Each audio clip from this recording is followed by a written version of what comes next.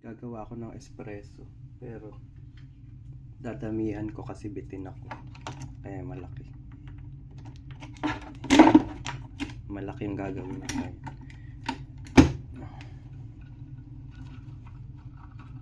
Nakakabitin kasi yung maliit. Tapos i-upgrade ko siya, lalagyan ko siya ng gatas na powder,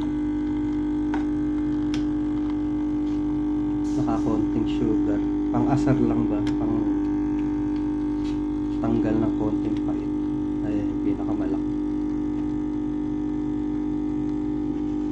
Nakakabitin yung maliit.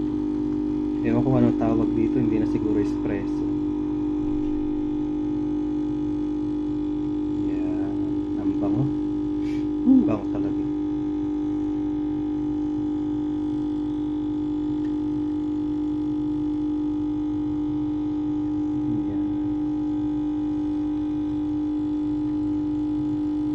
Let's drink coffee po, tapos konti pa para medyo puno. Matapang naman yun, pero konting-konti lang talaga yung asukal.